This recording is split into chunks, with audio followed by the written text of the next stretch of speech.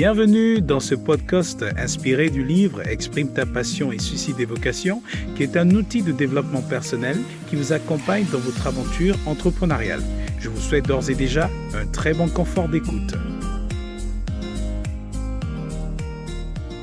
Alors nous sommes dans l'épisode numéro 6 et ici nous parlons de comment cultiver le sens de l'effort. Comment cultiver le sens de l'effort dans un contexte mondial où tout aujourd'hui va dans le sens de la facilité, le fait de faciliter les procédures, faciliter tout type de travail que nous pouvons avoir sur cette terre. Et ceci est bien sûr mis en exergue par la technologie, les avancées technologiques dont on subit tous les effets. Il faut dire qu'aujourd'hui, tout est technologie.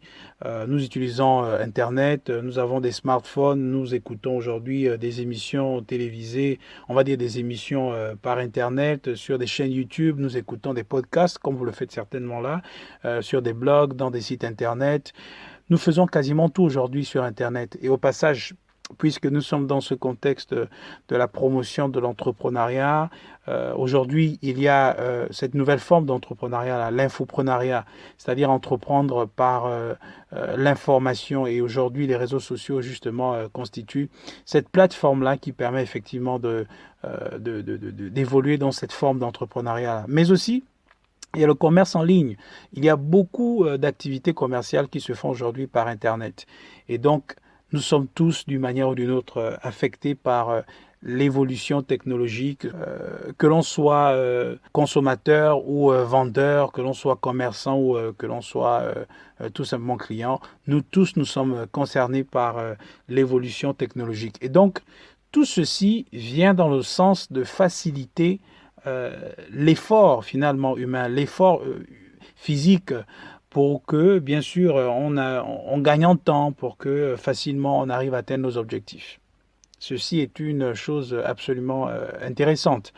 Je n'en suis pas contre. Mais ce qu'on doit comprendre, c'est que derrière tout cela, la notion du travail, la notion de l'effort particulièrement, tend à perdre son caractère sacré. C'est-à-dire, on arrive à perdre de vue l'essence même de l'effort.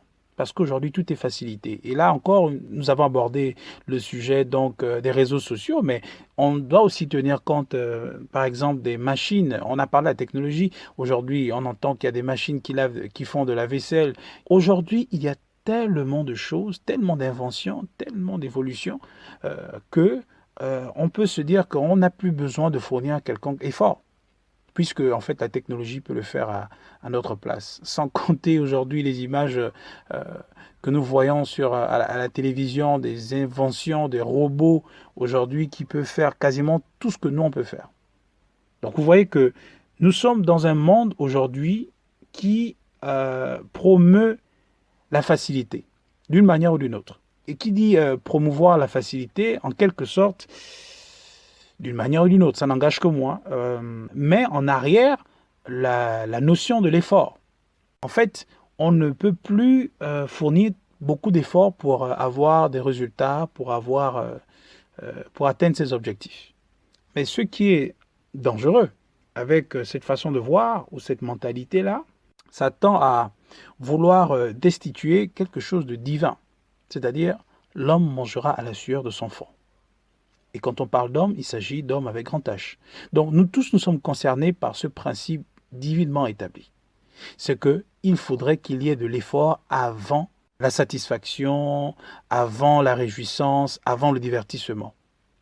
Donc avant d'arriver au développement, il faudrait qu'il y ait investissement, il faudrait qu'il y ait travail, il faudrait qu'il y ait sacrifice, il faudrait qu'il y ait de l'effort consenti pour, bien sûr, aboutir à ce résultat-là. Et c'est ce que, malheureusement, beaucoup de personnes ont du mal à accepter, à tolérer. C'est-à-dire, on veut tout rapidement, sans plus perdre de temps et surtout sans plus fournir un quelconque effort intellectuel, physique, et voilà. Mais le problème, c'est que lorsqu'on fait un travail dans lequel on n'a pas fourni trop d'efforts, ce travail ne peut pas nous procurer la valeur ajoutée qu'il est censé nous procurer.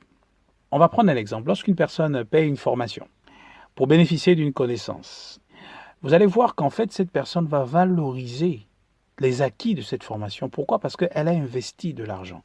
Il y a eu un effort qui a été fourni, il y a eu un sacrifice qui a été, on va dire, commis. C'est-à-dire le fait de se vider financièrement pour acquérir intellectuellement quelque chose qui a le potentiel de fructifier cet investissement-là. Et là, la personne bénéficie non seulement de la connaissance, mais aussi de la bénédiction qui va avec cette valeur-là, finalement. Mais lorsqu'on reçoit quelque chose, par exemple, gratuitement, où on exploite des voies et des moyens qui nous permettent d'accéder à quelque chose qui est censé être, par exemple, payant, et on y accède gratuitement, nous n'allons pas en tirer le même profit. On ne va pas tirer le même profit que celui qui a justement investi de son argent ou investi de son temps, en fait, de cette ressource-là. On doit avoir à l'esprit que le travail, l'effort, au-delà d'être quelque chose de pénible, c'est une bénédiction. L'effort, c'est une bénédiction. Le travail, c'est une bénédiction, au-delà d'être quelque chose de douloureux. C'est quelque chose qui est censé bâtir en nous le sens d'accomplissement, le sens de l'estime de soi, le sens de l'accomplissement, le sens de fierté, notre identité. C'est-à-dire que lorsque nous avons travaillé et nous avons mérité ce que nous recevons, eh bien nous sommes moralement, intellectuellement et j'irai encore un peu plus loin, spirituellement satisfaits et accomplis. Pourquoi? Parce que notre morale et notre conscience ne nous reprochent absolument de rien. Nous sommes en conformité avec une loi divine. Nous avons valorisé le travail, nous avons valorisé l'effort, nous avons valorisé l'investissement, la loi de l'investissement. Et tout ce qu'on sème, eh bien, on récolte. Donc, aujourd'hui, nous avons des facilités dont on peut s'en servir pour atteindre nos objectifs. Ceci est tout à fait noble. Mais cela ne doit pas nous écarter de la voie de l'effort. Cela ne doit pas nous amener à la paresse, pour lâcher le mot. Ça ne doit pas nous rendre paresseux et paresseuses. Le travail, c'est quelque chose qui nous amène à être des exemples, des modèles, parce qu'il faudrait bel et bien affronter la difficulté. Et c'est ça le grand problème. Beaucoup de personnes ne veulent plus fournir d'efforts. Pourquoi? Parce que nous sommes fatigués d'affronter l'adversité, d'affronter l'opposition qui se dresse devant nous avant d'atteindre nos objectifs ou avant d'atteindre les résultats. Mais aucun résultat digne de ce nom ne peut être atteint s'il n'y a pas eu l'effort. L'effort doit être fourni d'abord. C'est un principe fondamental que nous devons avoir. Et la formule exprime ta passion et suscite des vocations va dans le sens d'encourager des valeurs telles que la dignité, l'honnêteté, la justice. Pour avoir lu le livre, certainement, vous avez pu constater qu'à chaque fois, nous revenons là-dessus. Ce sont autant de valeurs qui nous permettent de cultiver la notion de l'effort. Parce qu'un travail qui est fait de façon digne, c'est un succès garanti, mais surtout durable et béni. Et c'est ce dont on a besoin en tant qu'entrepreneur qui avons épousé la philosophie exprime ta passion et suscite des vocations.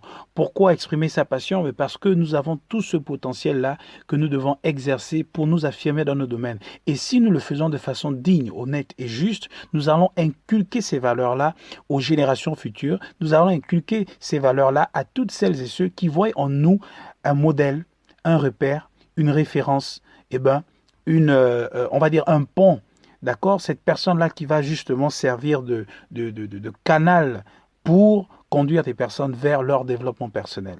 Et une fois de plus, ceci va nous amener à comprendre qu'en fait, finalement, le développement personnel est un facteur de développement communautaire. Votre développement peut justement activer le développement d'une personne quelque part.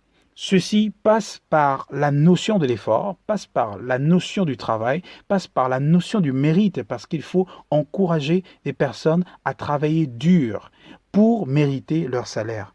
Et les Saintes Écritures disent l'ouvrier mérite son salaire. Donc, ce que vous obtenez comme résultat est proportionnel à la quantité ou à la qualité d'investissement que vous avez déployé, bien sûr. Donc, vous ne pouvez pas vous attendre à quelque chose de grand si vous n'avez pas fait de grands investissements, si vous n'avez pas travaillé dur, si vous n'avez pas valorisé la notion de l'effort. Alors, un autre aspect qu'on doit comprendre, c'est que l'effort nous amène dans un processus, d'accord? Lorsqu'on a compris l'importance de l'effort, nous nous engageons dans un processus à travers lequel nous allons acquérir de la connaissance. Et cette connaissance-là va nous permettre de prendre des initiatives. Et en prenant des initiatives, il se peut que nous fassions des erreurs. Le but n'est pas de s'arrêter sur ces erreurs-là. On ne doit pas s'attarder sur les erreurs. Au contraire, c'est en faisant des erreurs qu'on apprend à ne plus en refaire. Donc ça veut dire que dans ce processus d'apprentissage, nous allons faire des erreurs. C'est pour apprendre comment nous améliorer, comment nous ajuster et comment justement nous adapter au contexte qui se dresse devant nous. Et c'est de là que justement on acquiert de la sagesse. Et la sagesse, c'est celle-là justement qui est à la base de la réussite, qui est à la base du succès. Donc tout ceci est impulsé par la culture de l'effort. Donc, comment cultiver l'effort? Eh bien, c'est tout simplement en valorisant les talents que nous avons, en jouissant aussi de la technologie aujourd'hui, des avancées technologiques, sans pourtant compromettre la notion du travail, la notion de l'effort. Nous devons travailler dur, même si nous avons aujourd'hui des outils qui peuvent nous faciliter le travail, mais nous ne devons pas laisser la paresse prendre le dessus, nous ne devons pas laisser la facilité prendre le dessus, de peur de nous exposer à toutes les réalités vers lesquelles elles nous conduisent. Parce que lorsqu'on a tellement flirté avec la facilité, eh ben, l'on devient vulnérable face aux propositions indécentes et à tout type de dérive morale. Pourquoi? Eh ben, parce qu'à tout prix, il faudrait qu'on réussisse. Et ça, c'est tout à fait l'opposé de ce que la formule exprime ta passion et suscite des vocations recommande aux personnes justement qui en sont intéressées. Sur ce, nous sommes arrivés à la fin de cet épisode numéro 6. Nous nous donnons donc rendez-vous pour le prochain. Et d'ici là, portez-vous bien et à bientôt.